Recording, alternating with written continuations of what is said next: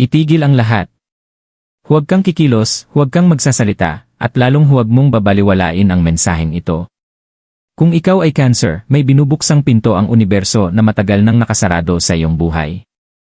Ngunit mag-ingat dahil kung hindi ka handa, maaari mo itong tuluyang maisara magpakailanman. Huwag mong babaliwalain ang biglang bigat sa iyong dibdib, ang kakaibang panaginip, o ang pakiramdam na parang may tumatawag sa iyong kaluluwa. Ito ay hindi aksidente. Ito ay hindi guni-guni.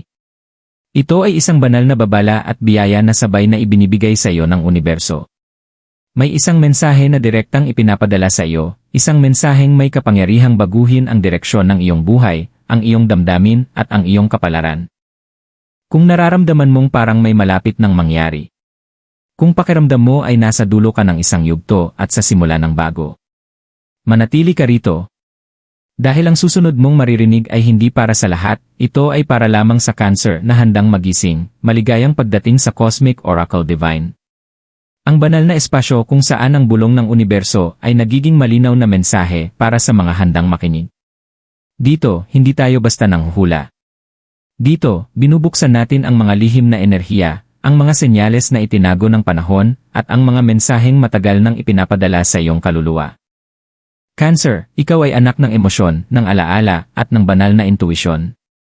Ikaw ang tanda na may pinakamalalim na koneksyon sa nakaraan, ngunit ngayon, tinatawag ka ng universo na bitawan ang luma upang tanggapin ang itinadhana. Sa sandaling ito, ang mga bituin ay nakahanay hindi upang subukin ka, kundi upang ihanda ka. May katotohanang ilalantad. May sugat na gagaling. At may liwanag na muling sisindi sa loob mo. Humina ka ng malalim. Ihanda mo ang iyong puso at isipan. Dahil ang mensaheng ito ay hindi lamang pakikinig. Ito ay isang paggising. Simula pa lamang ito. Cancer, sa tahimik na sandaling ito, may enerhiyang bumabalot sa iyo, isang enerhiyang matagal mo nang nararamdaman ngunit ngayon lamang nagiging malinaw. Ang universo ay hindi kailanman nagkakamali ng oras. Kapag ito'y nagsalita, may dahilan. At kapag ikaw ang pinili nitong kausapin, may mas malalim na layunin. Matagal ka nang nagdadala ng bigat na hindi nakikita ng iba. Mga sugat na piniling itago sa ngiti. Mga luha na pinigilan sa katahimikan. Ngunit nais ipaalala sa iyo ng universo, ang iyong pagiging sensitibo ay hindi kahinaan, ito ang iyong banal na kapangyarihan.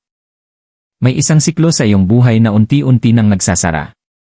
Isang yugto na puno ng pagtitiis, pag-aalinlangan, at emosyonal na pagod. Hindi ito parusa. Ito ay paghahanda. Dahil bago ibigay ang biyaya, sinusubok muna kung handa ka bang tumanggap, napansin mo ba ang paulit-ulit na senyales? Biglang pagbalik ng mga alaala. Mga taong matagal nang nawala ngunit muling nagpaparamdam. Isang pakiramdam na parang may kailangang bitawan kahit masakit. Cancer, ito ay mga paalala ng universo. Ipinapakita nito kung ano ang kailangan mong palayain upang magkaroon ng puwang ang bagong liwanag. Hindi mo na kailangang bumalik sa dati mong sarili. Ang hinihingi sa iyo ngayon ay katapangan na magbago. Hindi lahat ng minahal mo ay nakalaan na manatili. Hindi lahat ng sinakripisyo mo ay dapat ipaglaban pa. Ang universo ay mahinahon ngunit matatag na nagsasabi, Cancer, sapat na. Sapat na ang pagdadala ng sakit ng iba. Sapat na ang pag-unawa kahit ikaw ang nauubos. Sa sandaling piliin mong unahin ang sarili mo, magsisimulang gumalaw ang mga enerhiyang matagal nang naghihintay. Doon papasok ang mga bagong oportunidad, emosyonal, espiritual, at maging sa material na aspeto ng iyong buhay. May paparating na malinaw na pagbabago sa iyong direksyon. Isang desisyon na matagal mong iniiwasan. Isang katotohanang matagal mo nang alam, ngunit ngayon mo lamang tatanggapin. Kapag pinili mong sundin ang iyong intuisyon, Cancer, bubukas ang pinto na hindi na muling isasara. Ang universo ay hindi magbibigay ng mensahe kung wala itong kasamang solusyon, tandaan mo ito. Hindi ka nag-iisa. Ang universo ay gumagalaw pabor sa iyo sa sandaling tumigil ka sa paglaban at nagsimulang magtiwala. Ang luha mo ay narinig. Ang panalangin mo ay tinanggap. At ang puso mo ay pinoprotektahan. Cancer, makinig kang mabuti. Hindi lahat ng mensahe ng universo ay malambot. Ang ilan ay tahimik ngunit mabigat. Sa panahong ito ng iyong buhay, may isang mahalagang babala na kailangang marinig ng iyong kaluluwa. May taong malapit sa iyo, hindi kinakailangang masama, ngunit hindi natugma sa enerhiyang kailangan mo ngayon. Ang kanilang presensya ay maaaring pamilyar, ngunit ang kanilang impluensya ay nagiging pabigat. Hindi ito paninisi. Ito ay pagkilala. Ang universo ay humihiling sa iyo na maging mapagmatsyag. Hindi lahat ng ngiti ay totoo. Hindi lahat ng pangako ay pangmatagalan. At hindi lahat ng taong kasama mo ngayon ay sasama sa susunod mong yugto. Mararamdaman mo ito bilang biglang pagkapagod kapag kasama ang isang tao. Pagdududa sa sarili na dati wala. Pagkawala ng sigla matapos magbahagi ng emosyon. Cancer, kapag may kumukuha ng iyong lakas, hindi ito pagmamahal, ito ay enerhiyang kailangang pakawalan. Hindi hinihingi ng universo na putulin mo agad ang ugnayan. Ang hinihingi nito ay kamalayan. Kapag nakita mo ang katotohanan, ikaw na mismo ang lalayo. Ikaw ay likas na tagapag-alaga. Ngunit ang aral mo sa panahong ito ay ito. Hindi mo responsibilidad na iligtas ang lahat. Ang pagod na nararamdaman mo ay hindi dahil mahina ka, ito ay dahil sobra kang nagmahal sa maling paraan. Ang universo ay ngayon nagtuturo sa iyo ng balanseng pagmamahal na may hangganan. Kapag natutunan mo itong aral, mapuputol ang karmic cycle na paulit-ulit kang nasasaktan sa parehong uri ng tao at sitwasyon. Cancer, huwag kang matakot sa salitang babala. Dahil kasunod nito ay biyaya. Ang universo ay hindi kailanman nag-aalis ng walang kapalit. Sa sandaling pakawalan mo ang enerhiyang hindi na nagsisilbi sa iyo. Magkakaroon ng kapayapaan ang iyong puso. Lilinaw ang iyong isip. Lilinaw ang iyong isip. At bubukas ang mga oportunidad na dati hindi mo nakikita. May paparating na bagong koneksyon, mas dalisay, mas totoo, at mas naayon sa kung sino ka ngayon, hindi kung sino ka noon. Huwag mong maliitin ang kapangyarihan ng iyong intuition. Kung may bumubulong sa iyo na sapat na, pakinggan mo ito. Ito ay tinig ng universo na nagsasalita sa pamamagitan mo.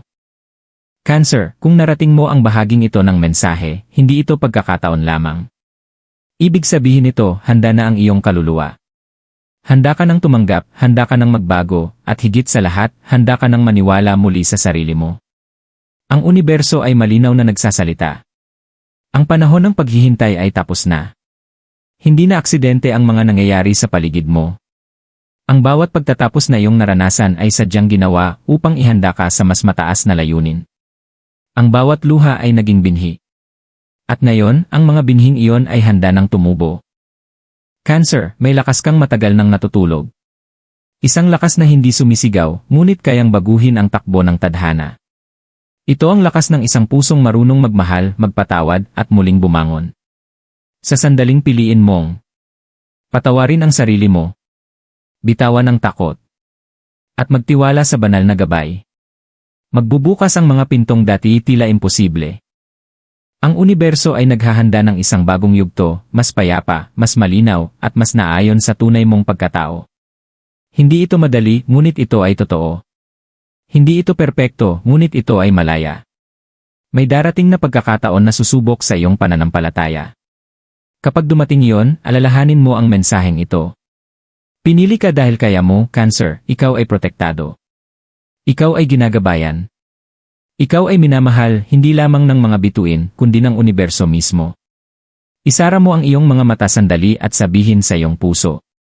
Handa na akong tanggapin ang bagong yugto ng aking buhay.